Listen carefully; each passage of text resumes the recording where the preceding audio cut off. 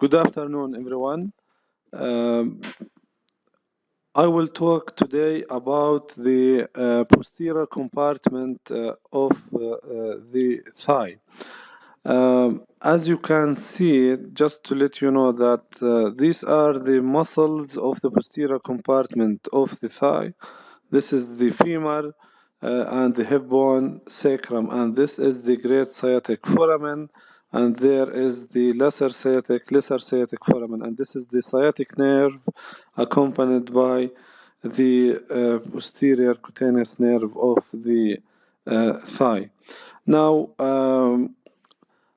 we have designed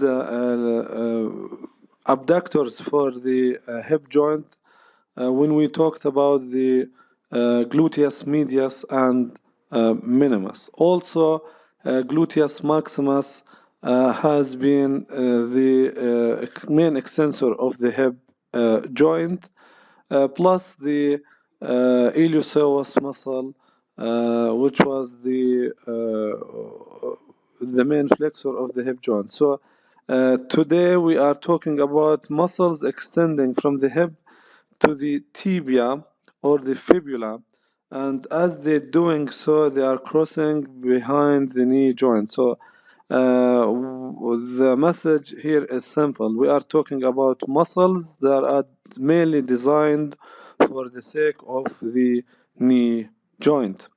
Now, all these muscles, hamstring muscles, they are hanging from the ischial tuberosity. From the ischial tuberosity, as you can see, we can here see the ischial tuberosity. In fact, old school in anatomy, they would love you to memorize triangular area, quadrangular area on the ischial tuberosity. For each muscle, each muscle has its own particular area on the ischial tuberosity. However, I believe that what you really need to know is that all these muscles are simply inserted into the ischial tuberosity, and the fact that these muscles are taking this origin, they are below the hip joint and posterior, almost posterior to it. So they can, of course, extend the hip joint, but they are not the main extensors of the hip joint. And therefore, I would like you to understand these muscles are as muscles acting on the knee joint rather than on any other joint. The first muscle, as you can see, these muscles are dividing into lateral and medial muscles. Two of them are medial, which is the semitendinosus and semimembranosus muscle. This is the semitendinosus, and this one is semimembranosus. Okay, two muscles.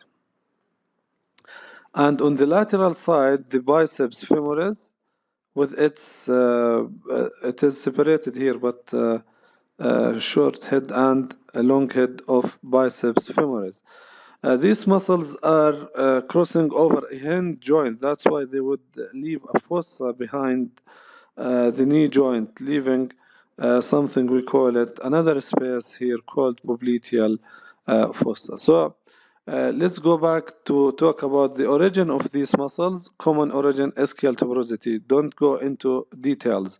Now, as I mentioned earlier, that one of them going lateral. If you go lateral, then you are going to the lateral bone in the leg. Isn't that right? Yes, it is.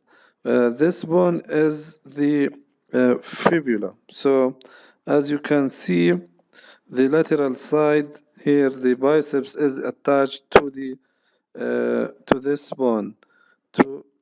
bone, okay, to the head of the fibula,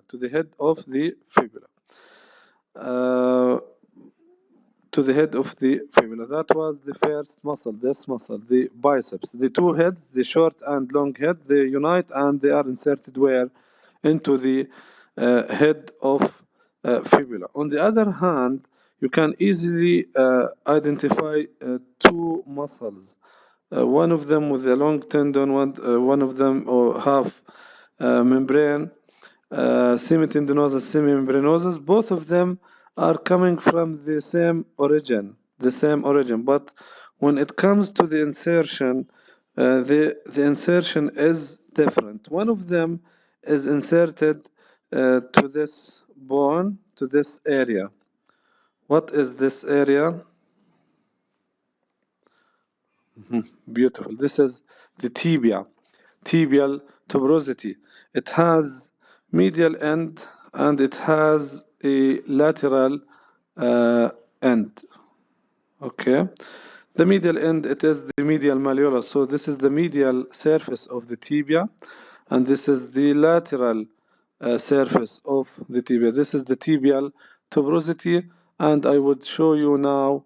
I would show you the tibial condyles. Okay, medial and lateral tibial condyles, and this area is the intercondylar eminence. Now, where is the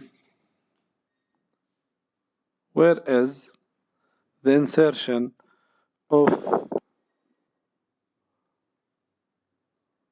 semitendinosus and semimembranosus?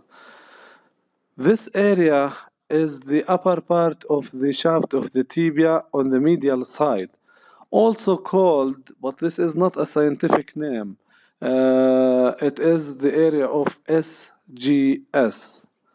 SGS, which stands for sartorius, gracilis, and semitendinosus. So the semitendinosus is inserted on this area.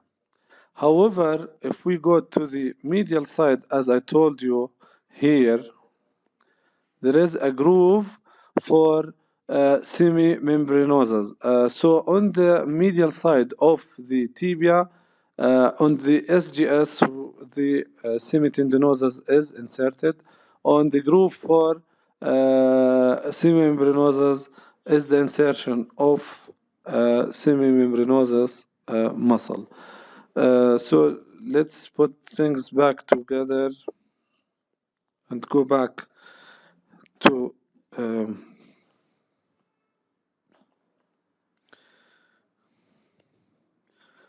so there you go, three muscles. Of course, there is another muscle, adductor magnus. I wouldn't talk about it now. It is the ischial part of adductor magnus. Also, what is important about the ischial part of adductor magnus, that it is the only muscle that is not crossing the knee joint, and it would not act on the knee joint. Why? Because it is inserted to the adductor tubercle. I can easily demonstrate to you the adductor tubercle here on the medial side.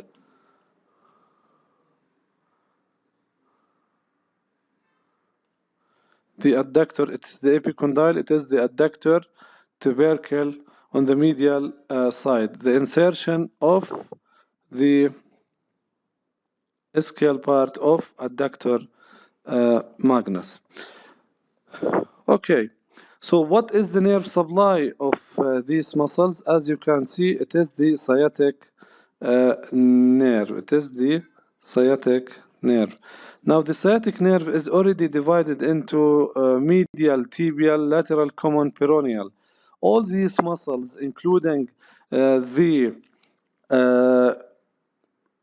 ischial part of adductor magnus, are close to the medial tibial portion of the sciatic nerve. So they are innervated by the sciatic nerve, mainly from the tibial portion, except this part of biceps femoris, the short head of biceps femoris. It is near to this common peroneal nerve, and it is the only muscle supplied by the common peroneal nerve before it divides into other nerves.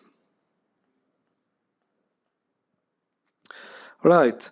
What is the function of these muscles? The function is simple. They cross behind the knee joint, and therefore they are the main flexors of the hip joint. The one that is going to the lateral side, it also laterally rotates the knee joint. The two going to the medial side, they can also medially rotate the knee joint. But as we extend in this position, the knee joint said to be extending while you are standing. The knee joint can't, these muscles wouldn't act on the knee joint because the knee joint is locked. For these muscles to act on the knee joint, to flex the knee joint, popliteus muscle has to unlock the knee joint, and then flexion can take place.